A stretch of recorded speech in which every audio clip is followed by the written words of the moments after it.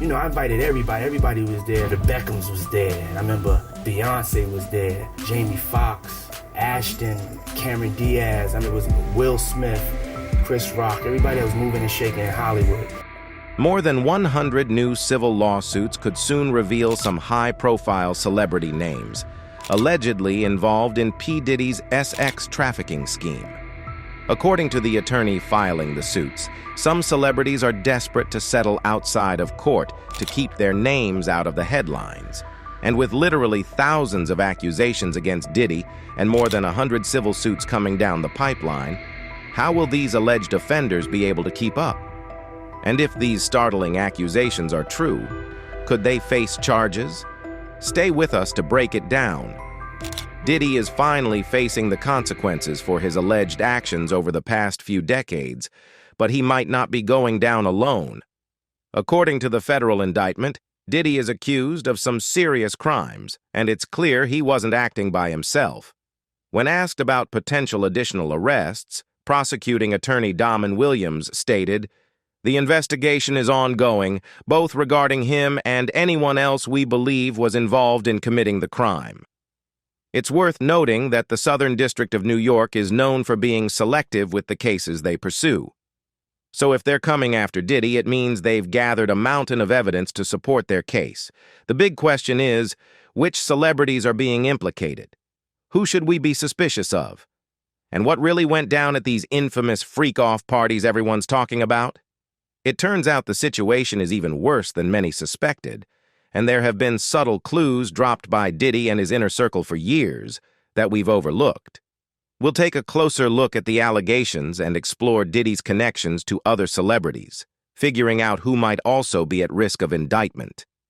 What makes it all more confusing is that Diddy was known for throwing his famous white parties on the surface, just normal social events that even locals in LA could sometimes buy tickets to attend. But it's the after-hours freak-off parties where things took a seriously dark turn. The more we uncovered, the crazier the connections became, prompting us to dig even deeper with our shovels. We're talking about forgotten interviews, deleted tweets, conspiracy theories that are now coming to light, and court documents from not just Diddy's indictment, but also previous lawsuits that haven't gotten much attention. Fair warning, this is a deeply disturbing and twisted web of abuse, blackmail, and cover-ups. But after years of operating in the shadows, it's time for the truth to emerge. To make sense of how many major celebrities are involved in these heinous acts, the first thing you need to grasp is that Diddy is a dangerous figure. Before all his alleged crimes were exposed, the media often portrayed him as a softer, more dad-like character over the past decade. He was seen as a mentor, taking young talents like Usher and Justin Bieber under his wing and helping them rise to international fame. Diddy seemed relatable, often talking about family outings and his worries about his daughter's dating. "I don't know what you're talking about. My daughter's only 15. They're not dating. No, they're not. They better not be dating right now," he'd joke. It's crucial to understand that the public image of Diddy was meticulously crafted by PR experts. Behind this polished facade lies a much darker reality. Diddy was at the heart of one of the most notorious and deadly rap feuds in history. Reports suggest that Diddy once expressed, "Something's got to change. I don't care if Pac's got to die, Big's got to die, or Suge's got to go to jail." Now, Suge Knight, Diddy's former rival currently serving time, is stepping forward with new revelations.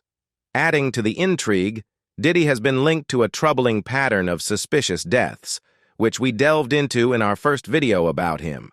Several individuals who attempted to write tell-all books about Diddy have met with tragic outcomes or found themselves in comas. What do all these victims have in common? They were all working on tell-all projects. Andre Harrell was penning a book before his untimely death. Heavy D was in the process of writing one when he passed away. Al B sure was even working on a documentary before he fell into a coma. And we can't overlook Kim Porter, Diddy's ex and the mother of his children. She had plans to write a tell-all book, too, allegedly discussing an explicit tape involving both Diddy and Andre Harrell. Tragically, Kim passed away at just 47 from pneumonia, but many speculate that foul play may have been involved. As we dug deeper into this case, we discovered that conditions like pneumonia, pulmonary embolisms, and heart failure can sometimes be linked to poisoning. Diddy's former assistant, Jaguar Wright, alleges that toxins were identified in Kim's toxicology report. She stated, "The first coroner's report ruled it as a homicide, and they found toxins in her body that proved she had been poisoned." Jaguar Wright, who has been speaking out against Diddy for years, will come up frequently in this investigation.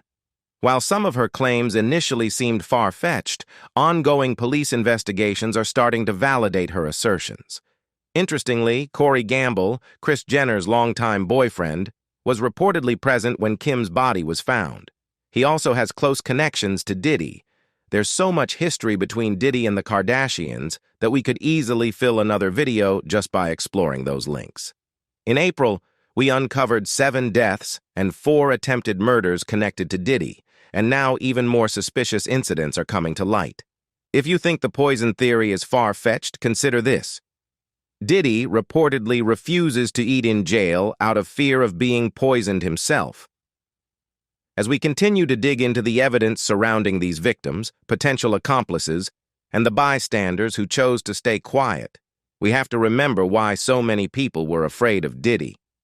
It wasn't just their reputations or careers that were at stake. It was their lives. Another important thing to consider is that there were 2 sides to every party Diddy hosted. We've all heard about these so-called freak-off parties, which even government officials have labeled as such. However, before we get into the specifics of what happened at these events, it's crucial to note that not every Diddy party was a freak-off, at least not for the majority of the attendees. Diddy's parties were legendary. Ain't no party like a Diddy party. Just look at the star-studded guest list from his 50th birthday bash in 2019. It felt like the trailer for the most extravagant, celebrity-filled movie of the year. Over the decades, Diddy has hosted hundreds of parties, but his annual white parties are particularly famous. They kicked off in 1998 with just 200 guests at his Hamptons home, and Diddy described them as the craziest mix of people, featuring some boys from Harlem, Leonardo DiCaprio fresh off Titanic, socialites, and relatives from down south. While these events might have seemed innocent at first, by the time he threw his last white party in 2009, co-hosted by none other than Ashton Kutcher, it was clear they had taken a different turn. We'll dive into their unusual relationship later. When I think of white parties in Hollywood, Diddy immediately comes to mind. His gatherings are the epitome of the legendary white party scene. Interestingly, as revealed in a speech Diddy gave, there were moments during his parties that were even kid-friendly, at least until a certain hour. To all the kids, you've got about an hour left, so get comfy, because after that, it's time for you to go. It's a wrap for you all, because this party is about to turn into something you definitely won't want to be a part of when you're older. So, once the kids were out, right? Interestingly, even then, many guests reportedly had no idea the freak-offs were happening. Diddy hosted so many parties that, according to actor and comedian Brandon T. Jackson, he often wasn't even there for the entire event. This allowed him to make a quick appearance at these star-studded gatherings while taking Denzel Washington's advice to heart. Denzel used to say, "When you're at the parties, leave 30 minutes before the devil gets there, okay? Always remember that." Denzel would always head out early, and Brandon wasn't the only one who followed suit. Marlon Wayans faced backlash when a 2009 tweet resurfaced, in which he praised Diddy, saying, "Been doing Diddy parties for 15 years, and I must say you never let me down, Puff." However, Wayans later claimed he had no idea the freak-offs were taking place. He stated, "I've been to plenty of Diddy parties. I left early. I swear to you, I've never seen the stuff that they claim was going on. I never saw it. Those aren't the kind of parties I attend. Even when I was there, like I said, I've never seen any of this. I'm just thinking, when did that happen? At what time did this go down? 'Cause I was there till 3:30. He even joked, You mean 3:32?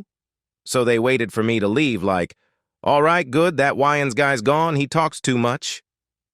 While he didn't consider leaving at 3:30 early, saying it was way past his bedtime, his comments hinted at a deeper truth. If Diddy thought Marlon might be a problem or someone who could expose the bizarre happenings at these parties, it made sense for him to wait until Wyans had left. What emerged from various accounts was that Diddy was selective about who he invited into his dark and twisted inner circle.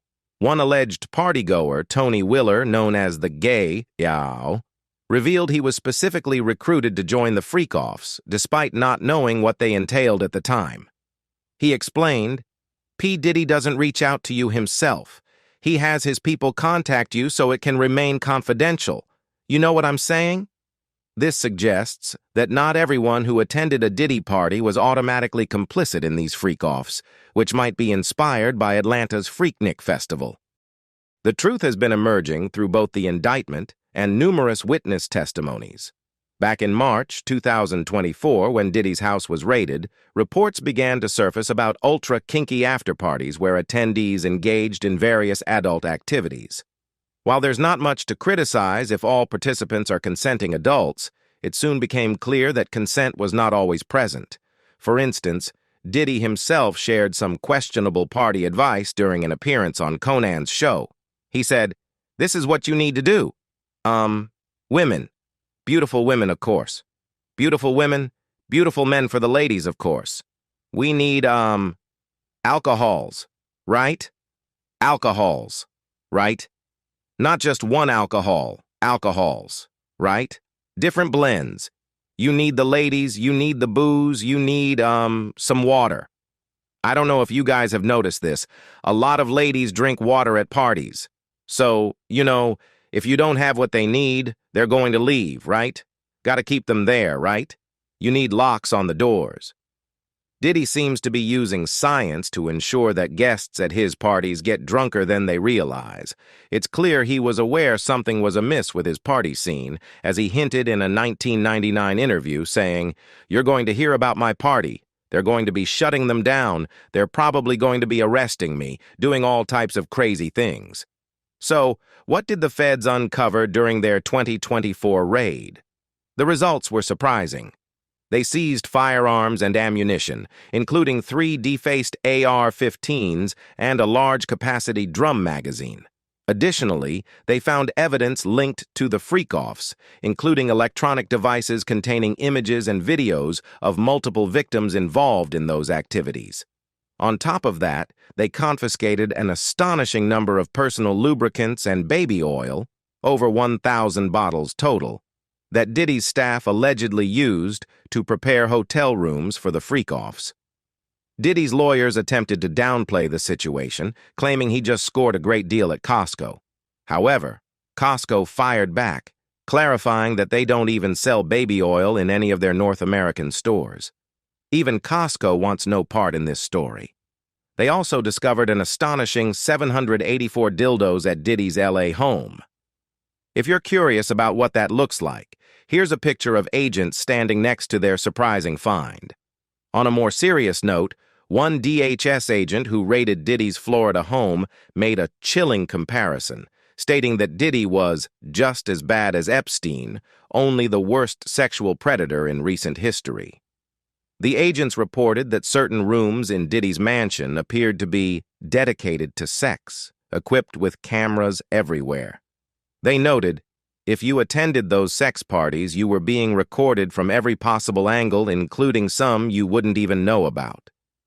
This becomes even more concerning when you consider allegations of Diddy spiking people's drinks. One victim, Adria Cherie English, has come forward with a lawsuit claiming that specific bottles of liquor were spiked with illicit narcotics, and female workers at the party were encouraged to drink from those bottles. But the troubling behavior extended beyond just the female workers.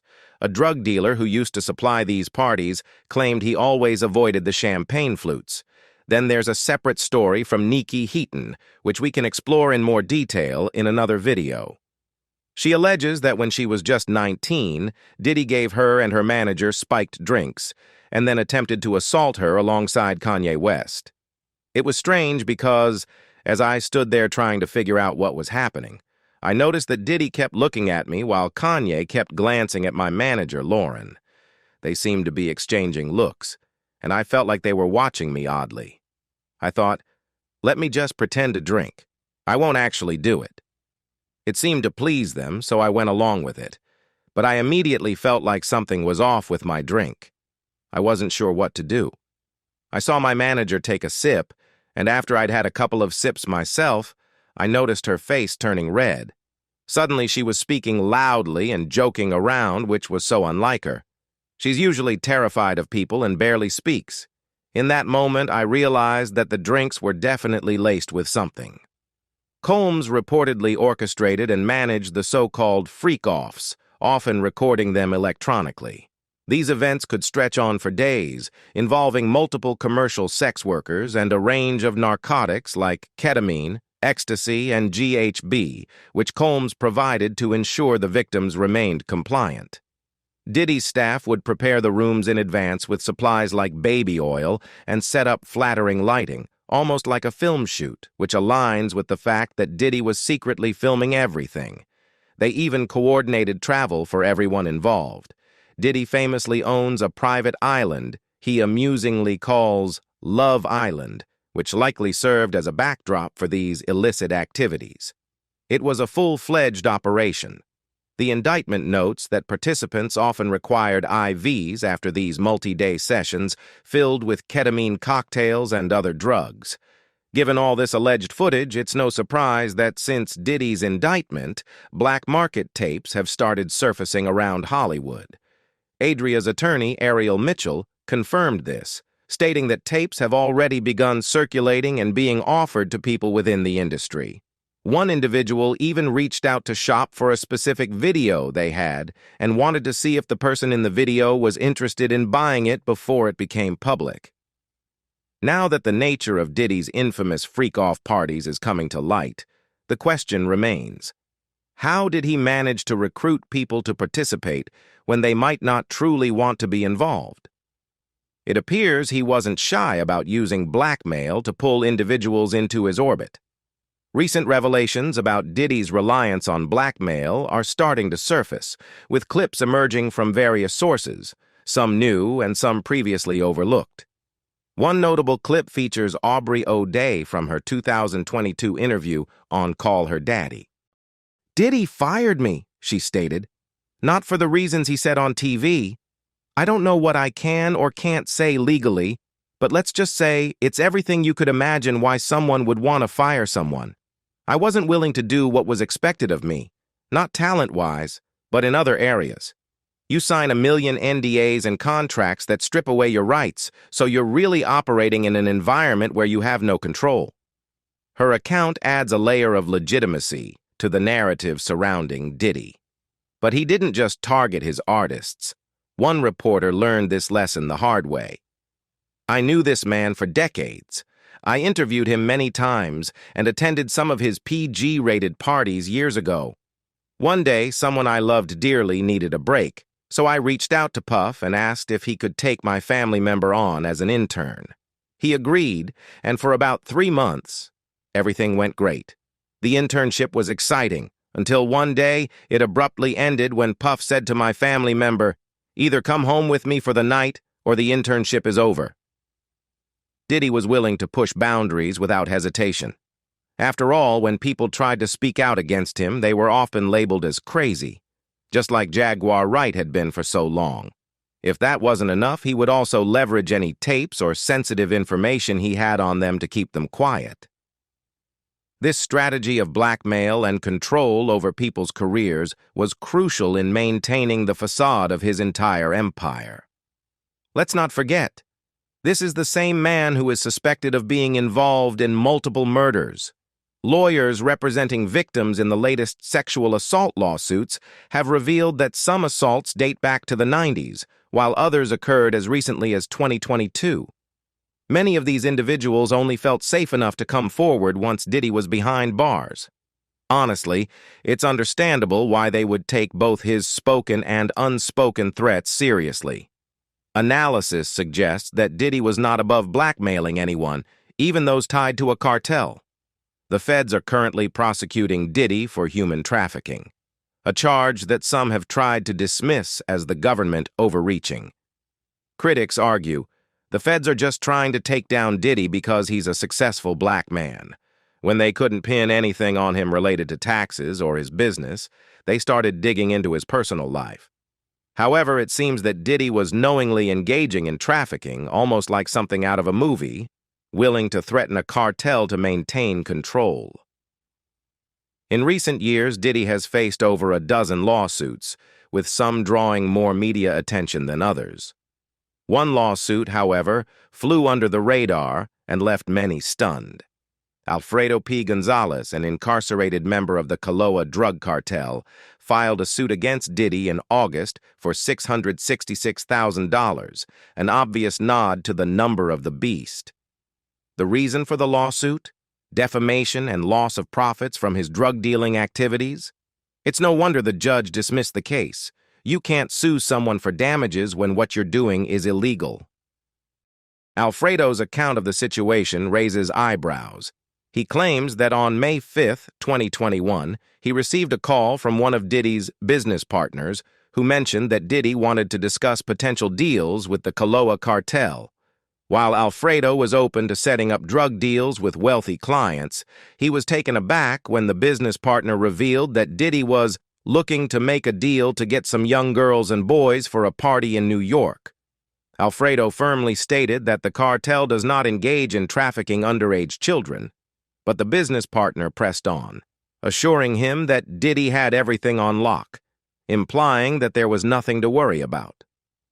Despite his refusal, the business partner allegedly returned with another request: assistance in smuggling underage boys and girls across the U.S. border, even suggesting that Alfredo could come to the party and watch the shows they put on.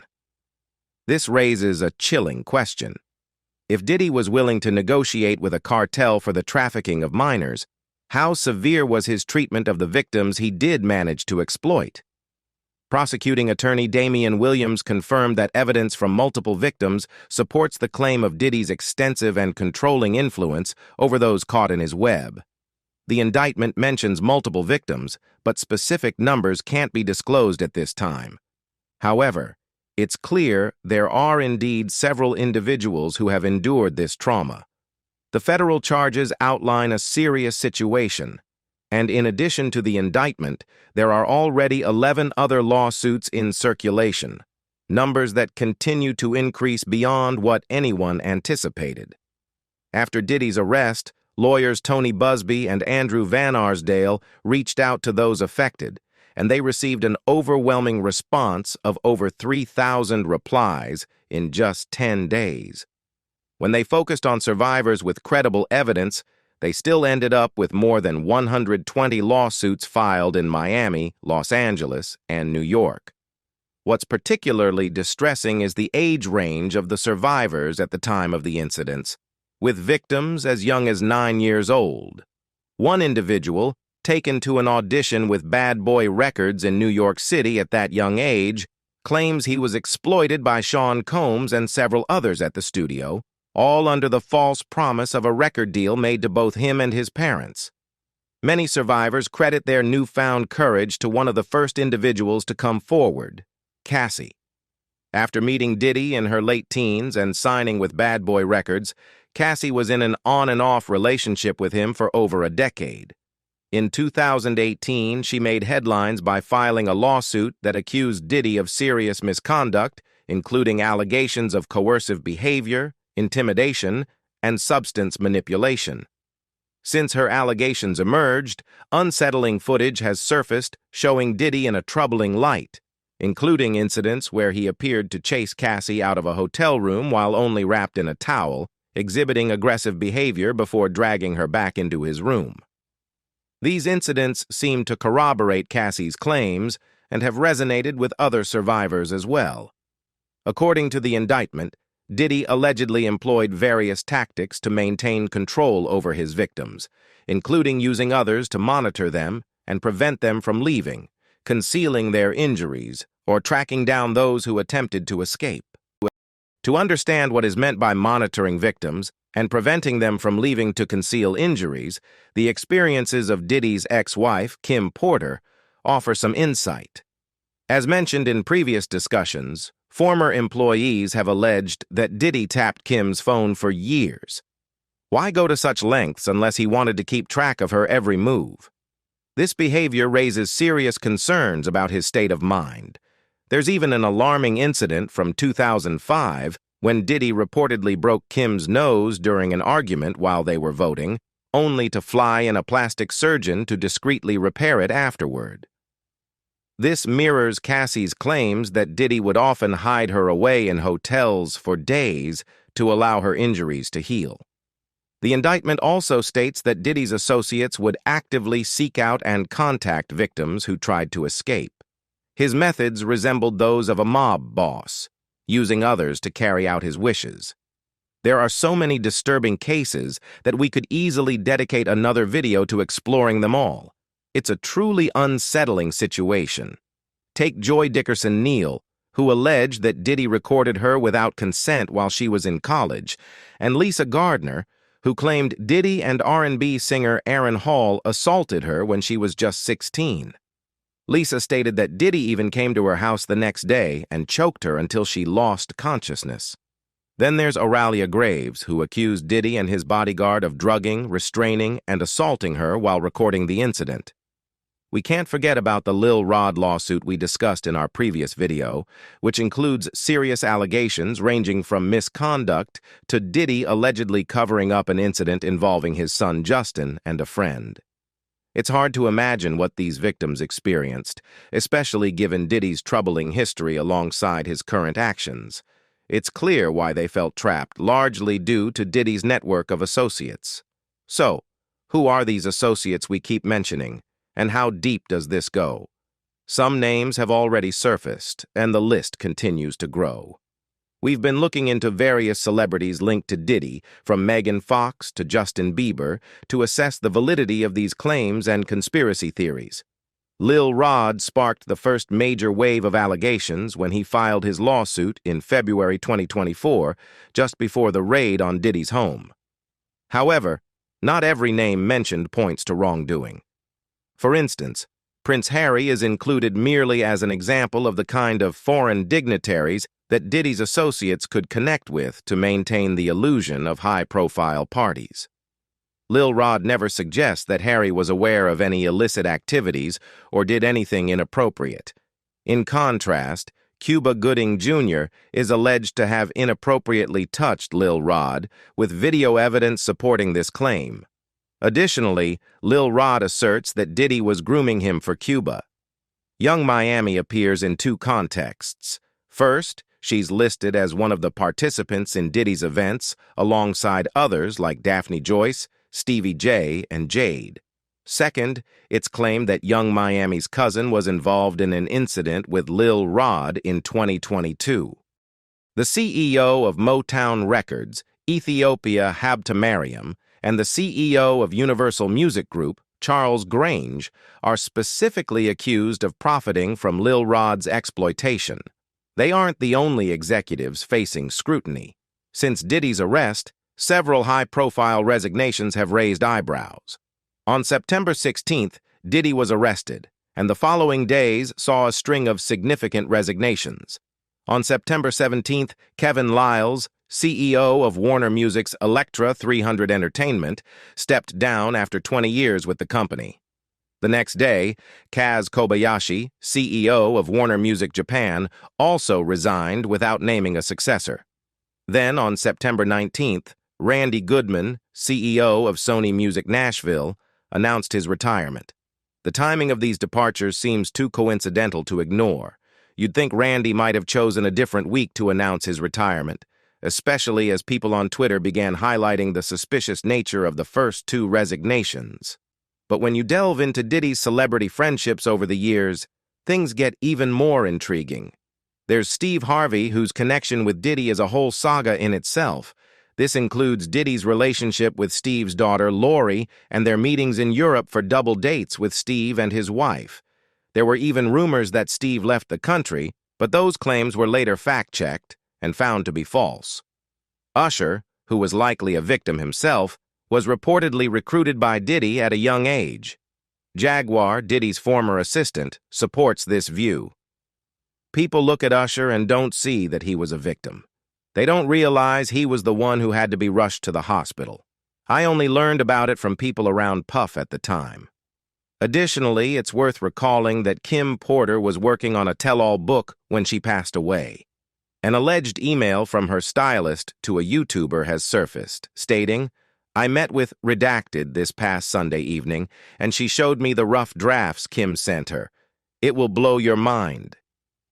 The email claims that the revelations would include Diddy allegedly getting Mary J. Blige pregnant, a dramatic incident involving Diddy and Usher's mother, and claims that Diddy gave Usher an STD. Unfortunately, the last part aligns with events, as both Diddy and Usher faced lawsuits related to spreading herpes, with Diddy ultimately losing a case. With new information emerging, questions are being raised about whether Usher perpetuated the cycle of abuse himself, particularly with Justin Bieber. This speculation is fueled by the latter part of Jaguar's statement. Diddy had been trying to get to Bieber for a while, but it wasn't until Usher took over his management and temporarily gave Diddy guardianship for 48 hours that things escalated. "I don't have legal guardianship over him, but for the next 48 hours he's with me. So we're going to go all out. We're going crazy." Does that sound like the kind of person you'd trust to take another boy and put him in your place to avoid accountability? The revelations about Justin have been truly heartbreaking. With the allegations of him being exploited by Diddy and other celebrities behind the scenes, clips like this take on a whole new meaning. "You haven't been calling me or hanging out like we used to." My voice sounded good in a couple of those. "Your voice sounds new. He's giving it everything he's got. But doing 86 shows is a lot for any vocalist." "I did a shoot in the Bahamas with Justin." "How old is Justin?" 16. "Do you have a crush on him?" "If only he were 18. "I'm turning 30 this year. This was 5 years ago." "Have you seen this video with Justin Bieber and Odell Beckham at the club?" The comments speak volumes. People are well aware of the rumors. Diddy allegedly had Justin sleep with Jennifer. And of course, Jennifer Lopez could face serious consequences.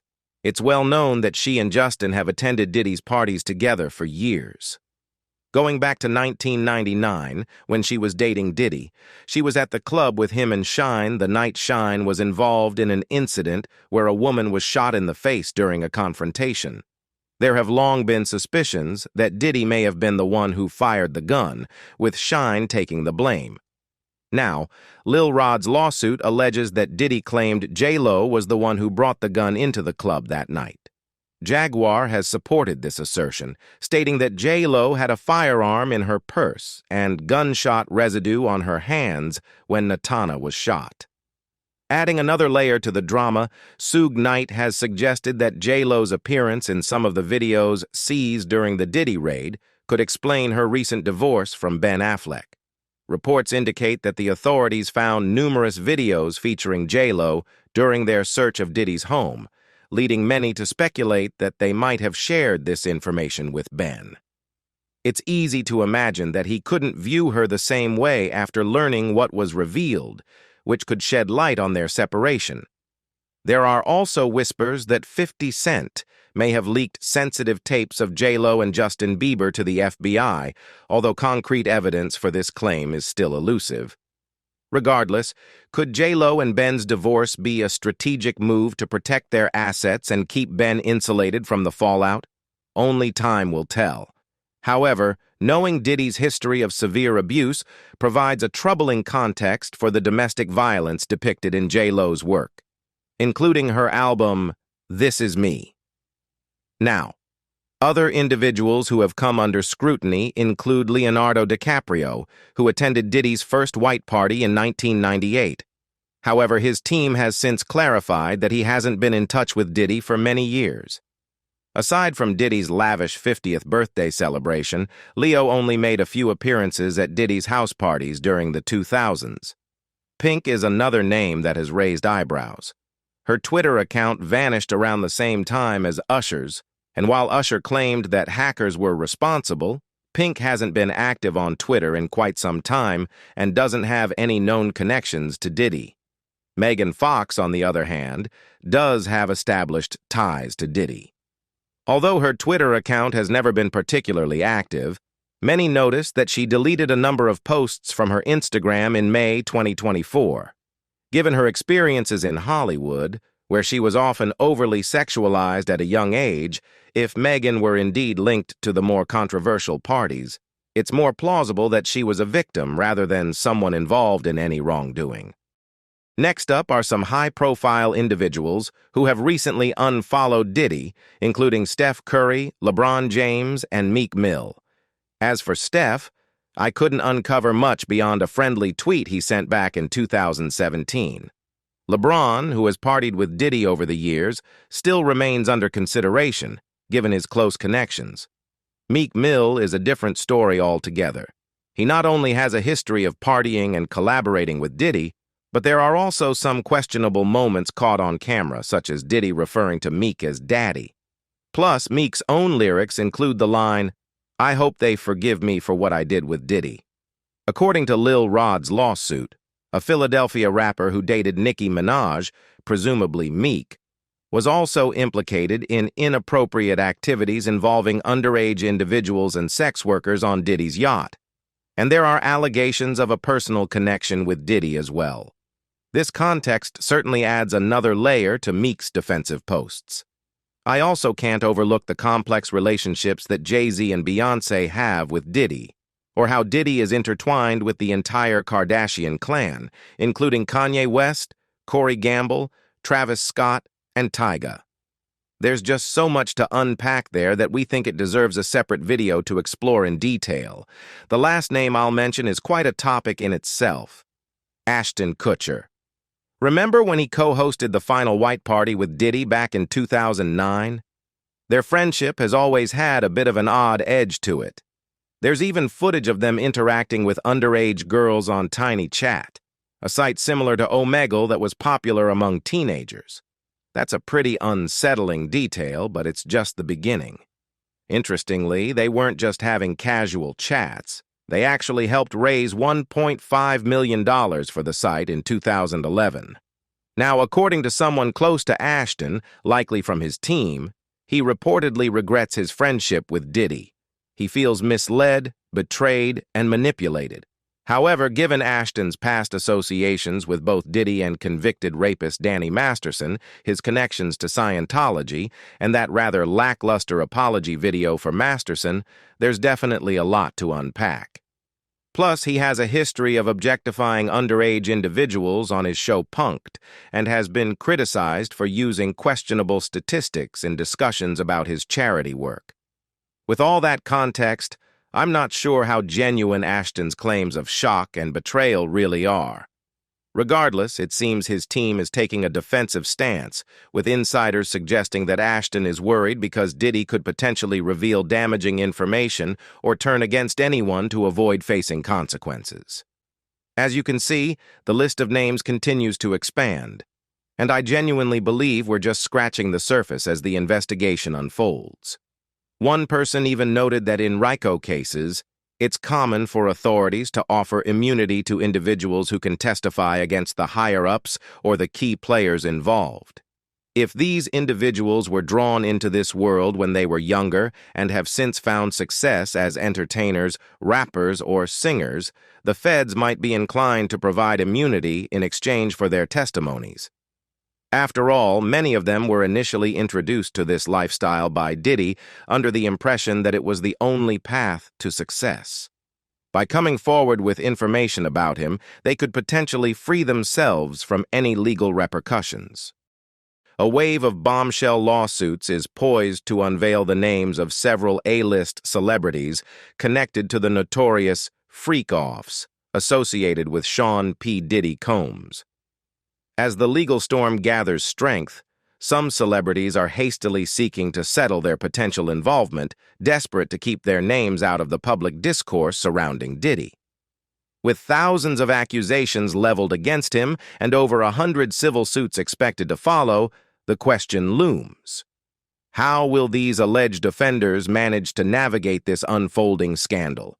Moreover, if these shocking claims prove true, could they face legal repercussions themselves?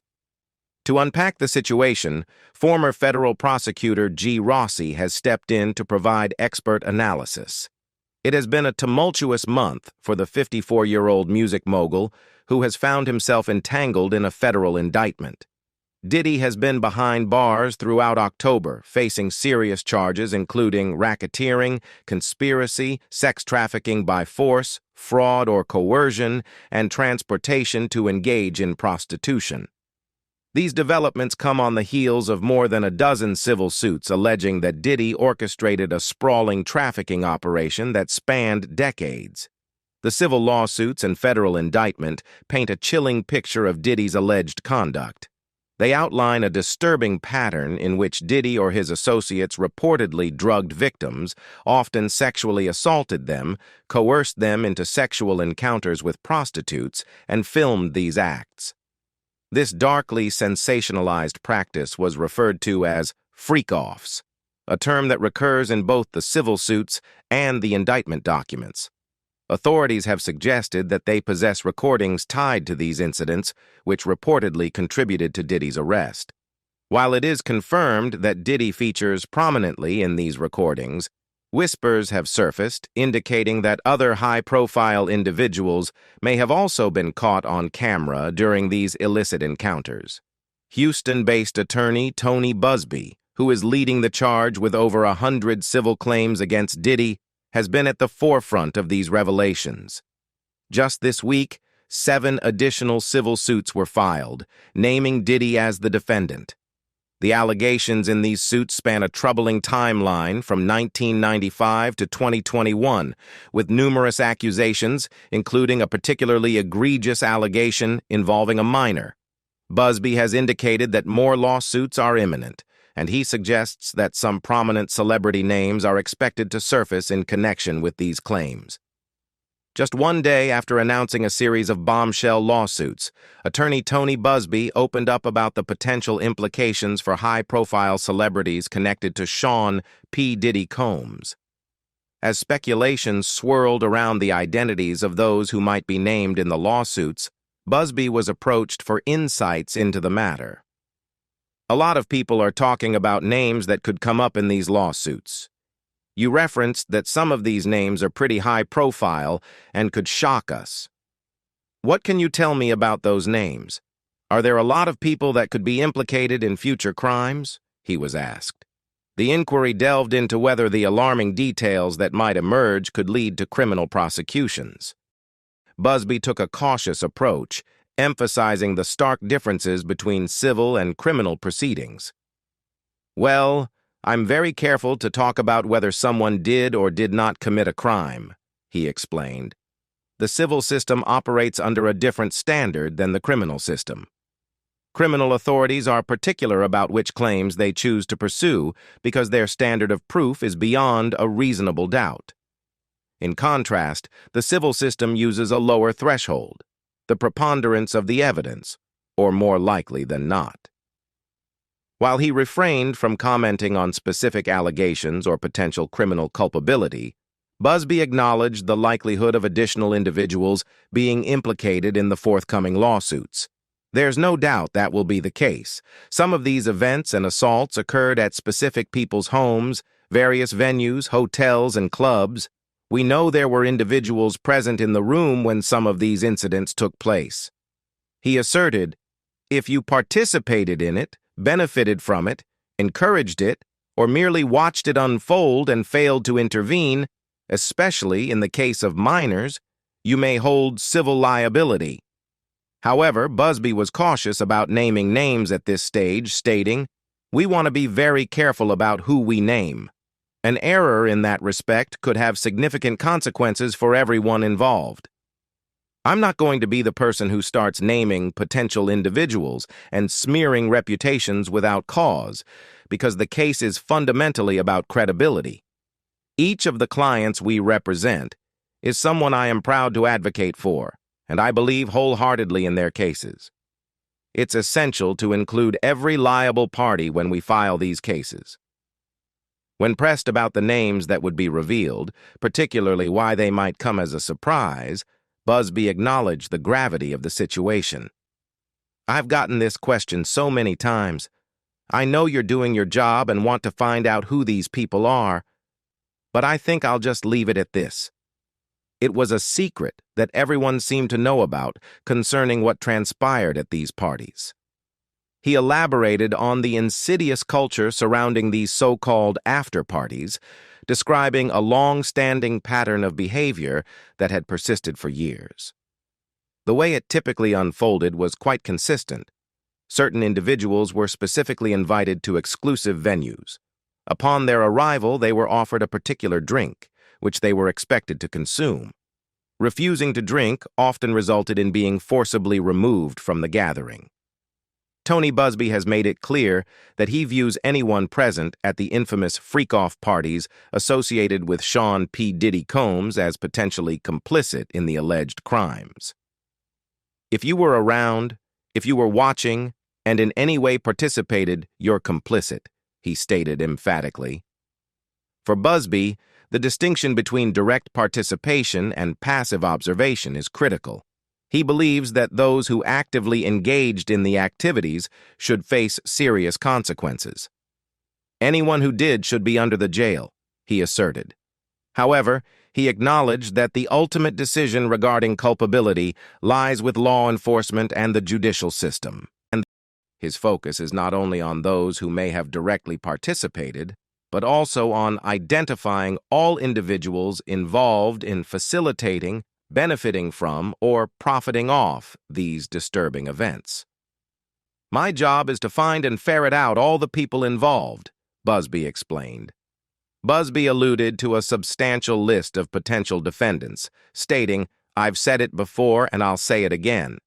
I have no doubt there are people right now who know they were somehow involved in this." He painted a picture of individuals desperately attempting to distance themselves from the unfolding scandal. They're scrubbing their social media, searching their memories, deleting their texts, probably removing pictures, trying to erase their connections. He is confident that those individuals will eventually be uncovered, saying, "We know who they are," or "We will find out who they are." Recognizing the complexity of the situation, he noted that this process will not happen overnight. "This is not something that's going to happen quickly, but I think we're at the tip of the iceberg here," Busby emphasized. In fact, he revealed that demand letters have already been sent to several celebrities, and some have chosen to settle outside of court to avoid the public exposure that might come with the lawsuits. That means their names may never be public, he noted, indicating the lengths to which some individuals will go to maintain their privacy. As questions arose about the potential ramifications of incriminating recordings, former federal prosecutor Jean Rossi offered her perspective.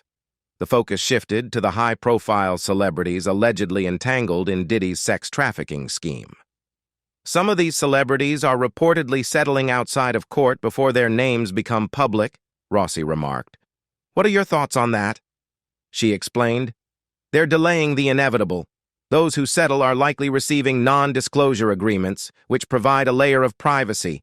However, those agreements can be exposed through court orders or subpoenas.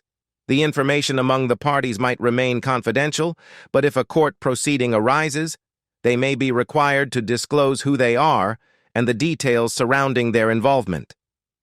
Rossi added, "If I were a celebrity or public figure who had any contact with Diddy during these freak-offs or other explosive events, I would be panicking."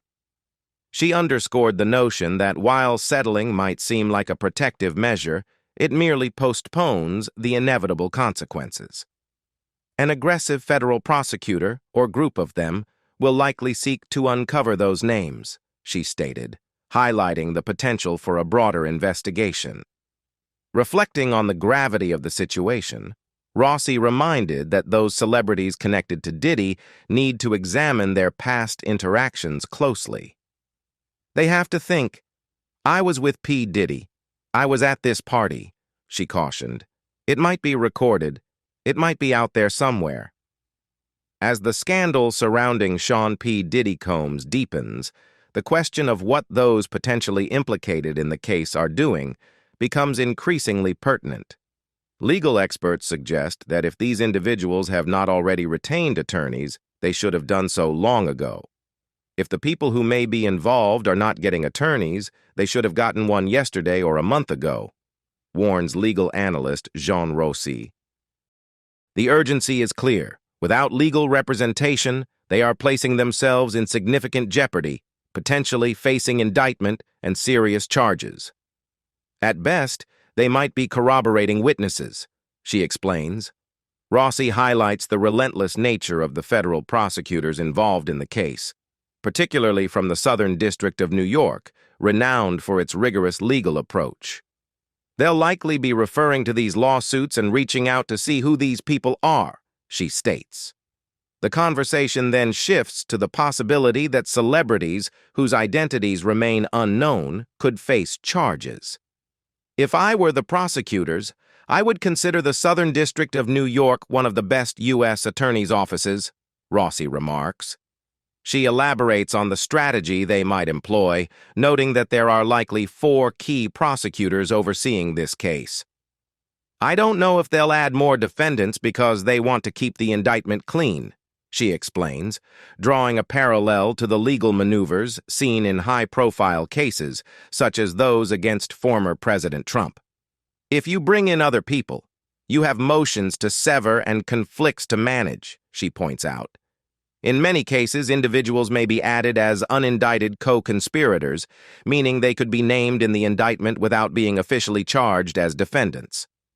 "If I were the prosecutors, I would continue doing grand jury work on potential additional victims and conspirators," she advises, predicting that at least 1 to 3 superseding indictments could emerge in the coming months as the investigation unfolds.